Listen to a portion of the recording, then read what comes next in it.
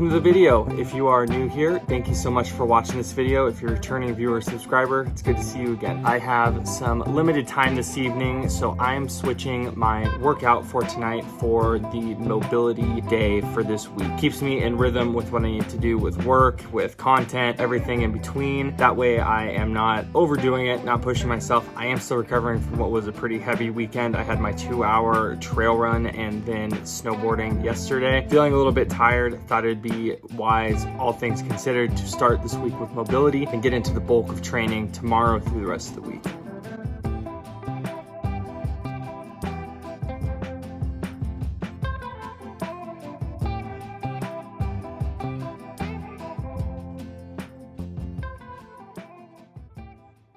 It is now Tuesday evening, and tonight I have a 45-minute aerobic run followed by 6x20 strides. Those strides are supposed to be at an 8 out of 10 relative effort, so not a full-out sprint, but definitely getting turnover. I think I'm going to just do hill repeats in front of the house because I am training for ultras and specifically trail ultras. I want to make sure that when I have speed work that I try to incorporate hills as much as I can, just to ensure that I am getting used to them. I am also wanting to do the Vail Mountain Games here in June, and that has a lot of vert in each race, so as much hill work as I can get in, I think the better. It'll be hugely beneficial for the types of races that I want to do all around.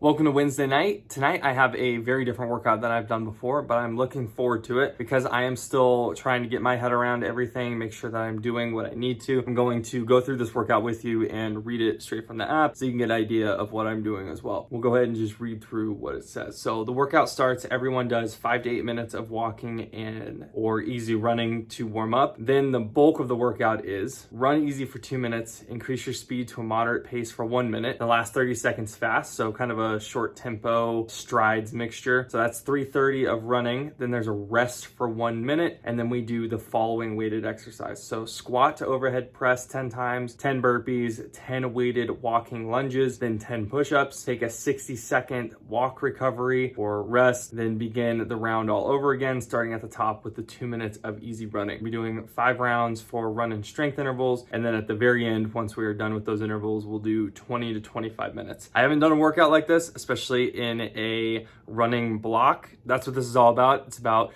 doing training for the type of race that we're doing. I'll let you know how it goes, but looking forward to, not only today, how it feels, but also going into the rest of the week.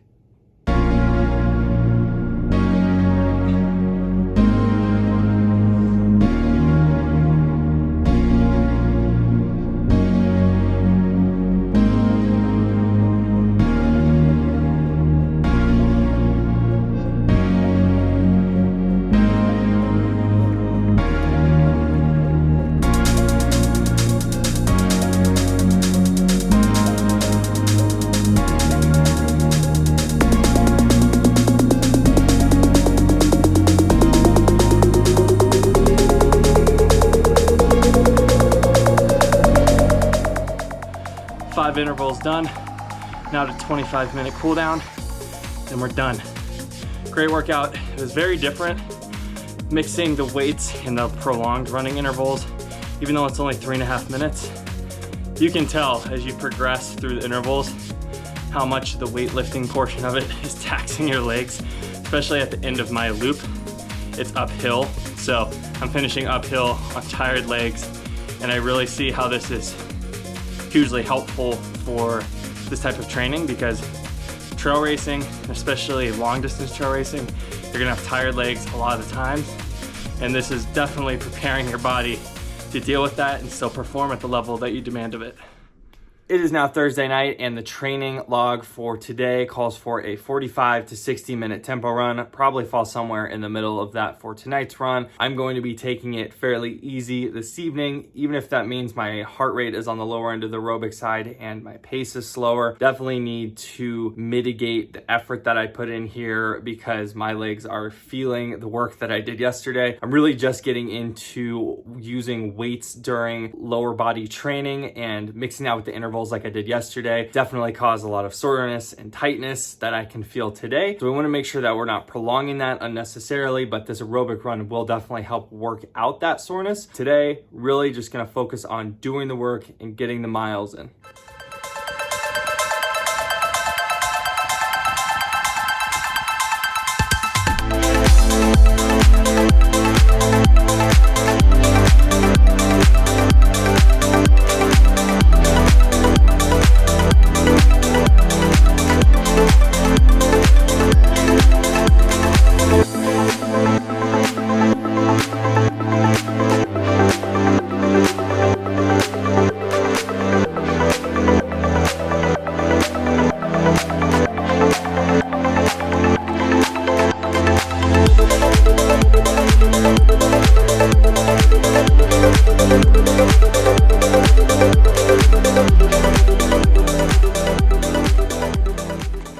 Run is done for the evening. We did exactly 55 minutes. I will say it's always funny. You have hesitancy moving into bigger workout programs, doing more mileage, doing more time. It feels very daunting when you take that step up, but you have to always remember, just like you moved into half marathon training or 10K training or even 5K training, how quickly your body adapts. And I think the fitter you get, the quicker your body adapts to more and more advanced training. Even in that 55-minute run at an aerobic pace, granted, I took it fairly easy just to let the muscles breathe a little bit. It felt super smooth. The one thing that I thought was interesting and kind of funny is the sorer your muscles are, your particular muscles, the easier they are to engage. I had a lot of glute soreness from the workout I did last night, which was squats and lunges, and that really actually helped me engage that drive and engage that kind of propulsion forward with those muscles. Here's Sarah. She's excited. She had a good workout too. She went and ran. Yeah, I did. She got after it.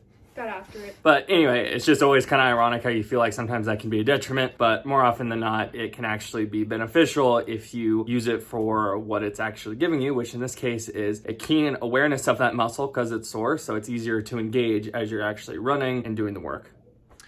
It is Friday and we're about to go do the last workout of the work week. We have a 60-minute fartlek workout. That is a warm-up. We're gonna do 10 by 40 repeat bursts. Again, that's supposed to be at like a 7.5 out of 10 effort. So not an all-out sprint, but definitely upping your pace. Try to get that into the low 7s, high 6s as much as I can. Make sure that I'm staying around that tempo and keeping those efforts consistent. I think I'm gonna go 30 out, 30 back. I've been trying to experiment as much as I can, make new loops, new lines, just get into spots and little neighborhoods and things that I haven't before, continue to explore around where I live and just enjoy the process. Today is definitely just about going out and doing the work. Of course, it was sunny all day. Now it's the end of the day. I'm tired, legs are super sore, and it's cloudy. We're gonna go out, we're gonna get it done, finish off the week strong.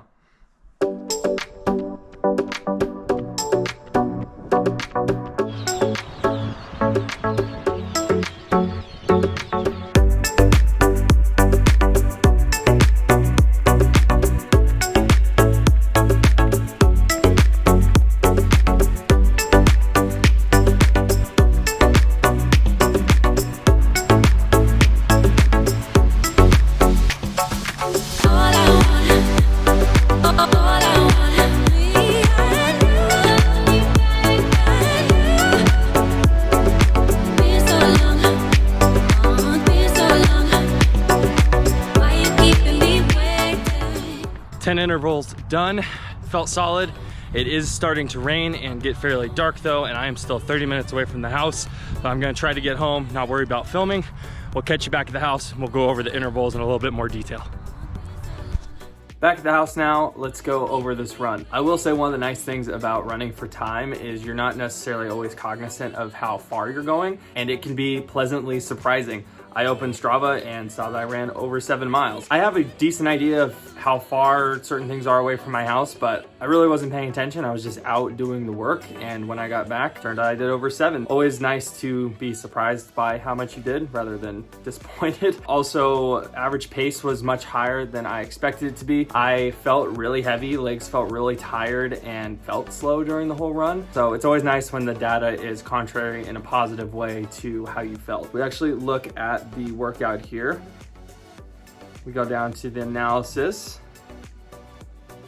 Did a decent warm up, almost 2 miles, and then got into the actual work of it. One thing that I've been trying to work on is doing those faster reps on a downhill. That might seem counterintuitive, but I'm just trying to work on my downhill running because I know that that's going to be something that's going to be important both at Vail, because there's a lot of incline and a lot of decline, and in any kind of trail race, it's just a skill that you have to work on. So anytime that I can work on that, I'm pretty good at uphill and translating my running that way, but I know that I need to work on that decline. I'm just not as stable, not as quick. So I've been working on that, and this route allowed me to do that. We actually look at the work here. Ended up being exactly where I wanted to be: 627, 658, 658, 654, 647, 632. You get the idea. High sixes, right where I wanted to be. Tried to be as consistent as I could while filming and just moving with the terrain. Felt really solid. It will be interesting to see how my run goes tomorrow. I do have 2.5 hours on Saturday. I'm gonna try to do trail, but it might end up being treadmill depending on the weather. We'll see how it goes, but you'll have to check out Monday to see what ends up happening there.